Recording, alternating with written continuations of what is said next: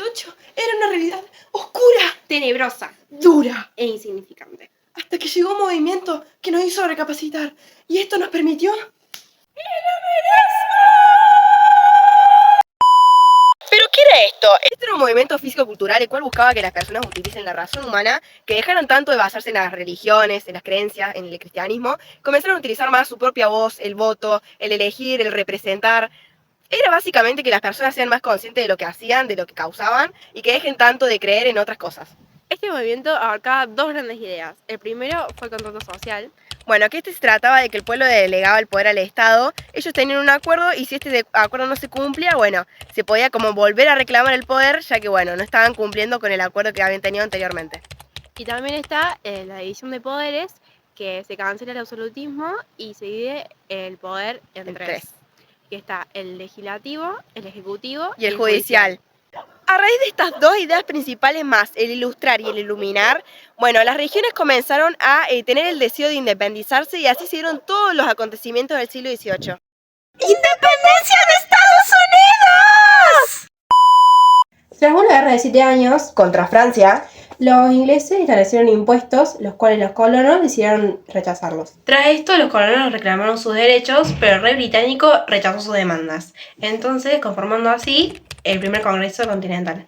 Mientras que en el segundo se trató de aprobar la Constitución Nacional de los Estados Unidos de América. Pero obviamente a los británicos no le parecía buena idea de que Estados Unidos se independice, por lo cual dijo, ¿sabes qué? Vamos a desatar una guerra. En esta guerra luego se unió España y Francia. ¿Y qué pasó? Y bueno, Gran Bretaña perdió el dominio del mar y años más tarde firmaron la paz de Versalles y Estados Unidos finalmente se independizó. Entre 1607 y 1732, los ingleses fundaron 13 colonias. Estas 13 colonias se organizaron por separado una organización política para autogobernarse. Pero luego esta organización trajo problemas económicos, ya que estos gobiernos no podían ni subastecerse ni el cobro de impuestos. Por lo tanto, se hizo la Convención Constituyente, que era la revisión de la Constitución Nacional. Luego, de esta forma, la terminaron sancionando. Otra vez. Y luego, ese mismo año se estableció la forma de gobierno federal, la cual contaba con los 3 poderes. Poder ejecutivo, a cargo de un presidente, un vice y el voto elegido por el pueblo. Poder legislativo, formado por una Cámara de Representantes elegidos por el pueblo y una Cámara de Senadores. y por último, el Poder Judicial, que juzgaba y condenaba a quienes no cumplieran las leyes. ¡Revolución industrial! Y luego de la independencia de Estados Unidos, Gran Bretaña tenía que buscar la forma de subastecerse, porque ya que no tenía más las colonias y no tenía otro sistema. Por lo tanto, se le ocurrió uno.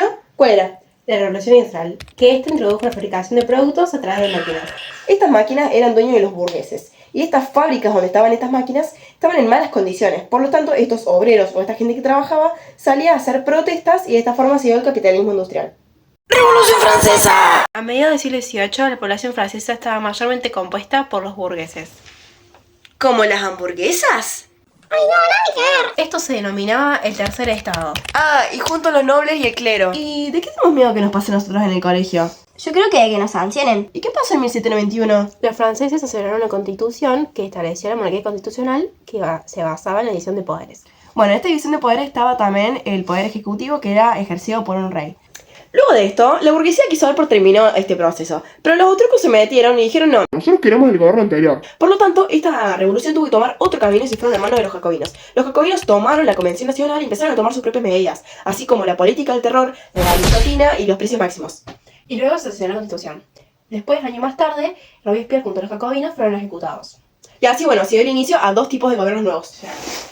El primer gobierno fue el directorio, que fue entre los años 1795 y 1799. Era un poder ejecutivo que buscaba el apoyo del ejército y estaba dirigido por Napoleón Bonaparte.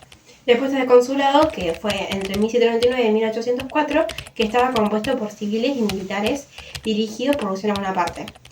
Este dio un golpe de estado contra el directorio. En 1804, o sea, en ese mismo año, Napoleón se hizo emperador y así logró hacer su propio imperio. De esta forma logró conseguir gran parte de Europa. Aunque luego, un año más tarde, fue derrotado por los británicos en la batalla de Trafalgar.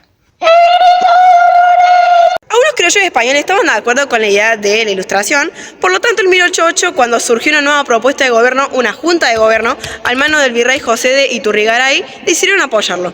Luego, en este movimiento se unió Miguel Hidalgo, el cual decidió iniciar un levantamiento armado y lo llamó el Grito de Dolores, que era el enfrentamiento entre mestizos e indígenas contra los españoles. Este movimiento proclamaba la Declaración de la Independencia, y tras varios conflictos, algunos criollos mexicanos quedaron totalmente horrorizados con esta idea.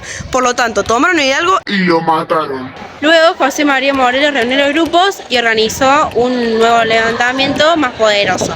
Este programa se oponía a la Declaración de la Independencia y por lo tanto este fue capturado y ejecutado.